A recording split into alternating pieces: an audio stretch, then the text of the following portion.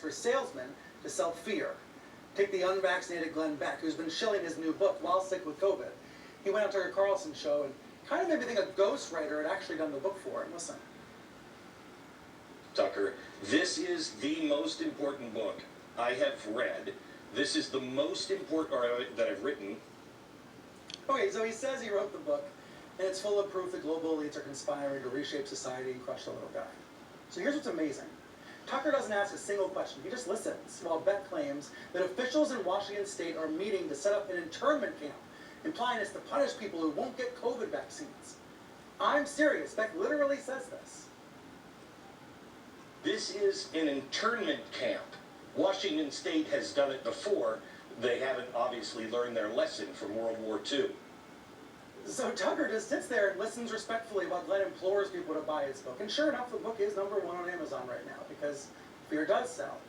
And after the interview, Tucker thanks his guest and calls the book amazing and horrifying. And then he says, just briefly, just gently, that he's heard about this Washington state conspiracy theory and he hasn't been able to verify it, but obviously he'll keep looking into it, right? So he hasn't been able to prove that an American state is setting up internment camps to punish the unvaxxed. Clearly, Tucker is part of the cover-up. Because his rivals on Newsmax pushed this story for multiple days in a row. Quarantine camps for unvaxxed residents? This is nonsense, of course, but it's a falsehood that spread with Omicron-like rapidity. That's what the Seattle Times said. It was fueled by misinfo from anti-vaccine activists, right-wing radio hosts, and, worst of all, Republican candidates running for office. The paper says this bunk started on social media and spread to TV and freaked out so many people that the health board was overwhelmed by protesters. They showed up in person to protest something that wasn't happening. They made comments about Nazis and compared the non-existent plans to Auschwitz. The Times interviewed a guy named Ricky who opposed the internment camps that didn't exist and said if you want to know more about it, just Google it. Quote, there's a lot of videos.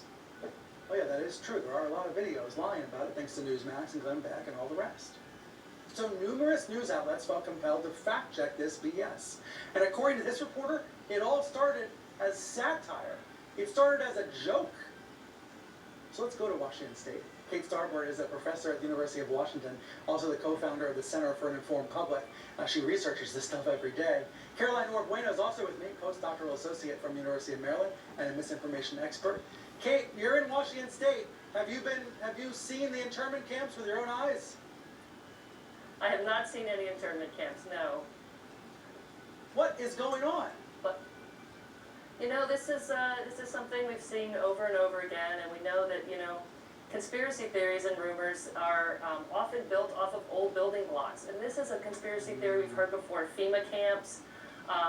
We've heard this idea that people would be rounded up and put there for any number of reasons. And I think people are afraid because they've been stirred up to be afraid, and these kinds of things can take root. And then people, cable news hosts and others, are opportunistically amplifying these things. Feed their entertainment, their news entertainment financial models, actually. Right, or to sell their books and all that. Look, I'm getting emails from people whose friends, whose family members are scared about these lies. Like, they read them, they believe them, they're scared about them. And I'm always think it's important to remember, this is not hypothetical. We're talking about flesh and blood. We're talking about families being ripped apart based on lies about COVID and the pandemic and vaccines. Do you ever experience that firsthand, Kate? Absolutely. I know that a lot of us, actually in our center where we're working, almost every one of us has a family member who we love, but we're struggling with because we don't necessarily share the same, you know, views of reality right now. And I think it's very difficult, and it puts a lot of... I think it's getting a lot worse than it was 10 years ago, for example. Caroline, there's misinformation coming from every direction about COVID. Justice Sonia Sotomayor having a falsehood in the middle of a Supreme Court hearing, and it was fact-checked by numerous outlets. ABC News interviewing the CDC director, and the way they edited the interview, they cut out 22 seconds that totally distorted what she was saying and took out the context. And then there were days of distortions from Donald Trump Jr. and others based on ABC's bad edit. So you have it from the right, you have it from the left. You have it from networks that make stupid choices in the editing bay and end up causing distortions. And the end result is what, Caroline? The end result is confusion, is fear, and you know, once something gets out there, it's impossible to get it back. And you know, I think we're seeing this sort of chaos caused by this constant stream of misinformation and confusion and fear. I look at the ABC example, and they eventually fixed it online and like kind of admitted they made a bad edit, but didn't really apologize or didn't apologize at all. And I'm just thinking, no one's ever going to see that follow-up. The damage is already done. The damage is done instantly. Kate, does this relate to a concept you study?